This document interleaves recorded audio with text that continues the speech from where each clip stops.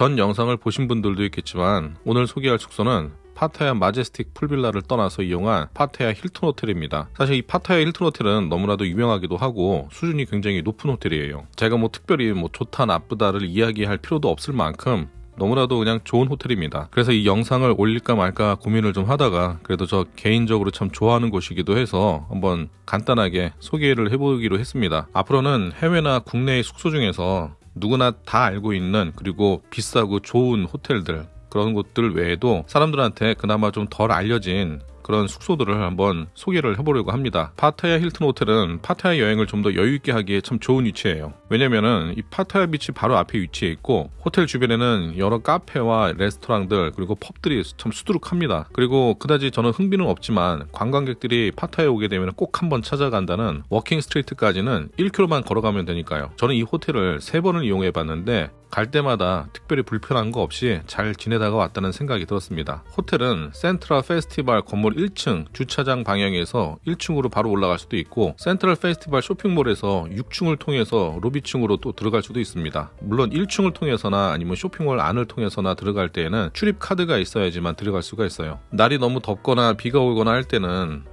실내에 있는 경우가 많은데 그때 센트럴 페스티벌 쇼핑몰 안에서 시간을 보내기가 참 좋은 호텔입니다. 일단 로비에 들어서면은 웅장하고 럭셔리한 분위기 때문에 나도 모르게 미소가 지어질 정도예요. 로비만 따지면은 센트럴 그랜드 미라즈 호텔도 참 멋지기는 한데 거기도 웅장하기는 하지만 너무 열대 분위기라서 고급스러운 느낌이라기보다는 좀 더 친근한 느낌이 듭니다. 그래서 저는 개인적으로는 이런 느낌의 로비가 더 마음에 들었어요.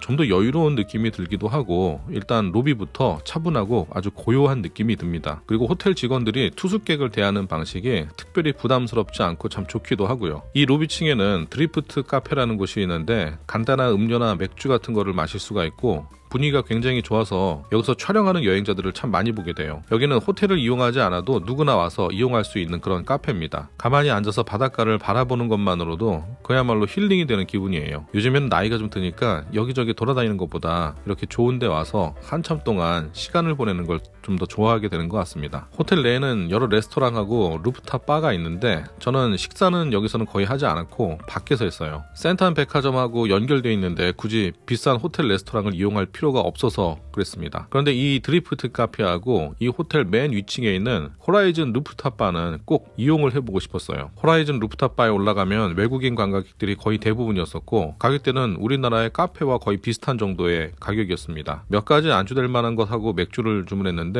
과할 정도로 비싸거나 하는 그런 느낌을 못 받았었어요. 일단 분위기가 참 세련되고 좋았는데 저는 사실 이런 것보다는 여행지에서 현지인들이 즐기는 그런 곳들이 사실 더 좋습니다. 그래서 저는 분위기만 간단하게 보고 나왔습니다. 그리고 또 자주 이용한 시설이 바로 수영장이에요. 여기 수영장은 크지는 않지만 굉장히 멋진 곳이라고 생각돼요. 일단은 호텔 키를 갖고 있어야지만 수영장으로 입장할 수가 있어요. 그래서 이 사람 저 사람 들락거리지가 않으니까 생각보다 사람들이 많지 않고 조용한 편이에요. 이건 참 의외였었어요. 물론 성수기 시즌에는 어떨지 모르겠지만 제가 갔을 때는 참 여유로웠었어요. 일단 이 호텔의 전망은 제가 생각할 땐 파타야 최고라고 생각되고 수영장 끝에 있으면 마치 바닷가에 있는 것 같은 착각이 들 정도로 바닷가를 한눈에 담을 수가 있습니다. 제가 이용한 객실은 디럭스 오션뷰였었어요. 파타야를 여러 번 여행하면서 파타야 힐튼 호텔은 3번을 이용했는데 2가지 타입의 객실에서만 머물렀었어요.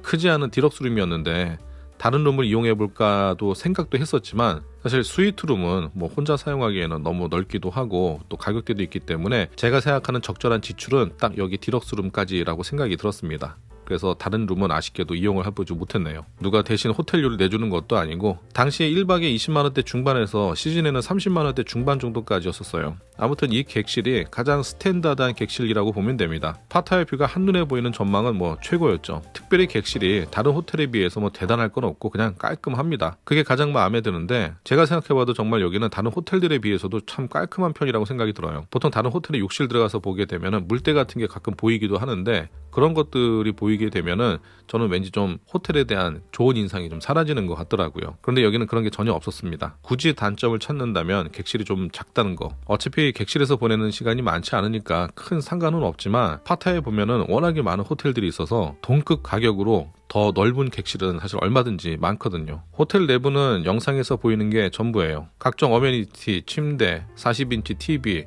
회전하는 소파, 발코니, 물론 더 디테일하게 소개할 거리들은 많이 있지만 다른 분들도 별로 신경 쓰지 않을 것 같아서 넘어가도록 하겠습니다. 옷장, 가운, 다리미 그런 거예요. 밤에도 밖에 나왔었는데 여전히 관광객들은 많이 돌아다니고 있고 거리는 안전하다는 느낌이 좀 들었어요.